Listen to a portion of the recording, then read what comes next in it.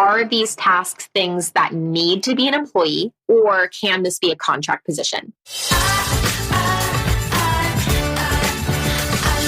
I love bookkeeping. Hi, everyone, and thank you for listening to the I Love Bookkeeping podcast. My name is Hannah Robinson. And I'm Melissa Honan. And thank you for tuning in. Don't forget to subscribe so you don't miss a new episode out every Tuesday and Thursday. Today, we're going to be continuing with our hiring series, and we're going to be diving into the difference between hiring an employee versus hiring a contractor. We actually touched on this earlier when we interviewed Ben Day, because he has a really great method for employees versus subcontractors. But Melissa, you have mainly employees, correct? I have about half and half right now, actually. Okay. We flex because when we are I kind of changed my model a little bit. I think we talked about this in a couple maybe series ago, and I was like, oh, you have to ask me about outsourcing. But we still bring on employee bookkeepers, but only with the intention that they will become senior bookkeeping specialists. So I used to hire lower skilled bookkeepers, like new bookkeepers, and have them work in our bookkeeping, and then have a senior bookkeeping specialist QC them. That wasn't working. We had a lot of turnover because there was a lot of people that just didn't have, the skill level that we needed. And it just got expensive very quickly because, especially coming out of BBL, and this is no offense to anybody in BBL, but, because of the course telling you that you should, demand your worth as a bookkeeper, they come out wanting, 25, 30 plus dollars an hour.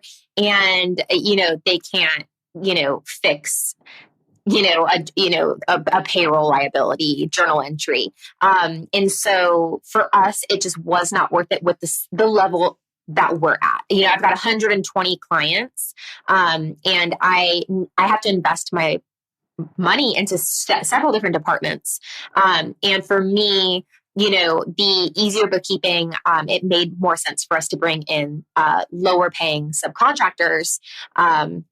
So we do have a mix of US based employees, US based subcontractors that, we've tagged them as people we would like to become employees. And then subcontractors from basically all across the world that we have found on Upwork that have become members of our team as subcontractors. So for you and your company, what's the difference between the company culture as a subcontractor versus the company culture as an employee? In my opinion, there's no difference. Okay. All of our contractors that come on board, they are welcome to be a part of every aspect of our business, every aspect of our meeting. We don't require them. That's the difference. As a contractor, we cannot require them to do certain things, but they're welcome to, and a lot of them choose to. So I haven't seen a big difference there. Now, when it comes to hiring, I think the big thing is again, we talked about when we were talking about job descriptions, doing your task audit.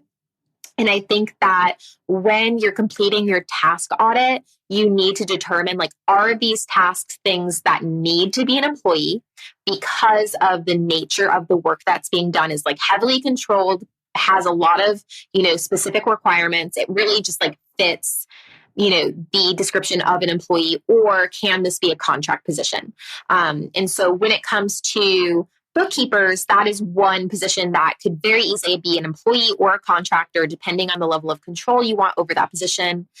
Whereas I believe, for instance, account managers, tax preparation specialists, my onboarding specialists, to me, those have to be employees because of the level of involvement that our company has in how they're doing their job. Okay, that makes more sense. And you said you look for contractors on Upwork. You've mainly found your employees through bookkeepers.com, correct? Yes. Every single one. Wow. Every single one, 100%. So yeah, shameless plug for 100%. bookkeepers.com. So how do you combine, I guess, having both employees and subcontractors with I don't know, like managing tasks? Like, do you give more, do employees have a heavier workload than subcontractors? Because and I'm asking this because people that are listening that are looking to hire, I think it's good for them to know the difference between the work an employee does versus the work a subcontractor does. Okay, so the big thing with our subcontractors are flat rate pay. It's basically like a project by project. For our bookkeepers, whether they're employees or contractors, they are given a bookkeeping assignment to complete. We have a process and we have deadlines. They have to follow the process and they need to meet the deadlines, and they have to meet our quality metrics that we have in place. How they get there and when they do that, I don't care. Now, our employees are required, if things come up and they don't get there, that's fine, but are required to attend different team meetings because, again, our internal bookkeeping specialists are people that we want to become senior bookkeeping specialists that are essentially part of our quality control and management team, essentially. And they are basically helping the subcontractors with their quality. And so they are required to do things within certain hours, do things a certain way, where we have, again, more control over what they're doing. So they could not be contractors, at least by the IRS's standards. But the actual bookkeeping projects will be the exact same. That's why it could be a subcontracting position. It's like, just do the bookkeeping. Here's the process. This is when it's due. But the employees come along with more like operational items. Like we have our weekly team meetings. We have our weekly QC meeting. We have our monthly company meeting. Those are things that all employees attend, but contractors are optional. So when you're hiring, do you know if you're hiring for an employee or a subcontractor, or do you give people the option? So for, obviously out of country, it's going to be a subcontractor. We're not going to go through hiring an employee out of the country. For, United States, typically we're bringing all bookkeepers on as employees, and then we had some that didn't work out and it was just so much paperwork. So we bring all bookkeepers on as subcontractors for at least the first 90 days, and then decide if they're going to become an employee, unless they can be hired in directly into a senior bookkeeping specialist role. So if they have a higher level of bookkeeping skill or experience that we need, and they can be considered a senior bookkeeping specialist where they go straight into QCing other people's bookkeeping work, we will bring them on directly as an employee. Okay. So it's funny because I think a lot of people, when they're looking to have their first hire, it can be confusing on what's more beneficial, to hire an employee or to hire a subcontractor. So what do you think for your first hire is more beneficial? I have gone back and forth on this. I think we've actually talked about this before, and I changed my mind in the middle of the podcast. It's like, never mind. I think that new bookkeeping business owners, it's going to be easier for you to bring on a subcontractor while you figure out what you want and how you want to do things. But in the end, I feel like once you have established yourself, you will need a core team of employees. I don't think there will ever be a business where it could just be you and a team of subcontractors, unless your subcontractors are really employees, but you're paying them as subcontractors. Again, because I think of the delegation and the nature of growing a business. So I think that it's going to be easiest for you to bring on a subcontractor. Typically, it's going to be your first hire. The easiest hire you're going to have is going to be either, an executive assistant or a bookkeeper. And then both of those things can be subcontractors very easily. Today's show is brought to you by Keeper, the one app to run your bookkeeping business. Keeper helps you get faster client responses with your own custom branded QuickBooks integrated client portal. Finally, you can say goodbye to those pesky spreadsheets full of uncategorized transactions. Keeper also helps you catch those embarrassing coding errors before your clients do. And with Keeper, you can generate beautiful custom reports that your clients will absolutely love to read. To find out more, go to keeper.app.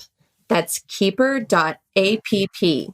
Mention I Love Bookkeeping to get 20% off your first 3 months. Again, go to keeper.app to find out more. Thank you for listening.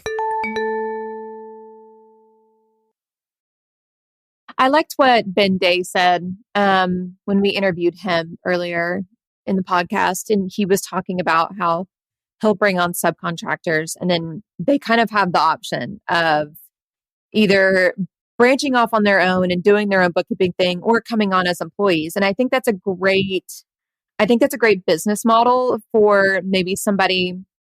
Well, I think it's a great business model in general, but I think especially if you're newer to hiring, I think that is something that is a great idea. So I will say, I think that works for a while. And I did it. As we were scaling, probably in the same revenue area when, as Ben Day, a little bit earlier to about probably $1 million. And then when we got to $1 million, I looked back on our essentially attrition tracker for bookkeeping specialists and realized how much we invested in training other people's bookkeepers because those bookkeepers weren't with us anymore. And it just, looking at it was not sustainable. It was exhausting thinking back to all the people that we poured our sweat and tears into that either left for whatever reason or not. Now, we had several that they just wanted to own their own business, and I'm perfectly fine with that. But there were others where they just ended up taking another subcontracting role. Maybe we let them go because of quality. It just ended up, there was so much turnover. It was just exhausting for the team. So we made the switch and decided that we had to have that conversation straight up that when we're going to invest in a new team member, that the goal is for that team member to stay with us long term. Now, that can be part-time or full-time. We do not require full-time. I have bookkeepers on my team that work as little as 30 to 40 hours a month, but they are permanent members of my team. That is their availability. I will love them always for as long as I can have them. But for me, when you have this like, oh, you could do just like whatever you want, I feel like you're not going to get the level of commitment that you need for a long-term hire. And that turnover is exhausting. Interesting. So I think it works in the beginning, but like once you're scaling up to my size and you look back and realize you've worked with hundreds of bookkeepers and you've paid them tons of money, and then you had to pay a bunch of other bookkeepers to go back and fix their mistakes. Like, I think that, it just got a little bit too rough. Well, I think different business models work for different companies. And did you find that you had a higher turnover rate in your earlier days? When I was more flexible, I'm like, oh, you could be like a subcontractor, or maybe we'll be employee, or like you can just like have one client or 3 clients. Like how, like when I was like kind of like a little bit more like loosey goosey, we had a huge turnover. When I decided, okay, this is what I want, this is my requirements. We are going to be flexible with when you can work and how much you want to work, but I want to be upfront from the beginning. Are you going to be part-time or full-time? What are your goals? What are your expectations? And then just really like have more of a firm understanding of what I need and what they need. Then those subcontractors and then those employees have just stayed with us.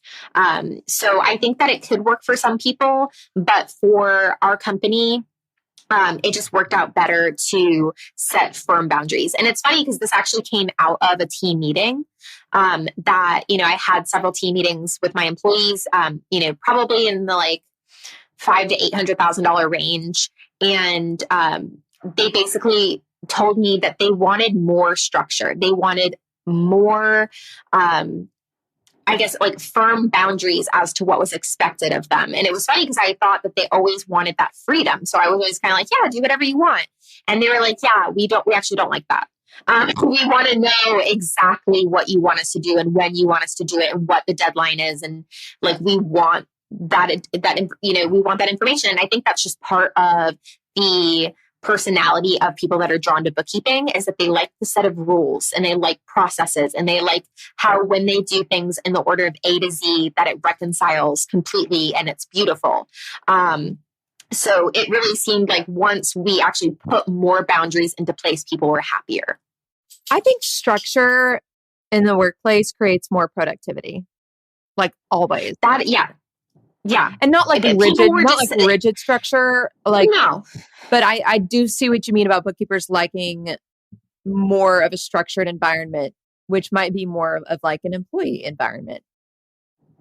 Exactly. And that's how it ended up being for us. We were like, okay, well, if we start putting these different, requirements into place, this can no longer be a contractor position.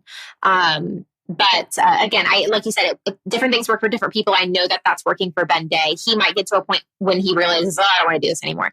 Because I think also I'm very I'm definitely an empath where I just definitely take things too personally, and I'm very influenced by other people's emotions and things like that as well. And so with when I'm investing in somebody, it's like a personal commitment that I'm spending my time and investing in them. And so when it doesn't work out, it hurts. And that happened to my team too, because there were several people that we were that Tyra Banks, I'm rooting for you. And they didn't work out. And my team was just crushed because they were like, I wanted it to work out. And we were just like, we got to change something, because for all of us, this round robin of people coming and going was just exhausting. So we decided, as a team again, to really pull it in.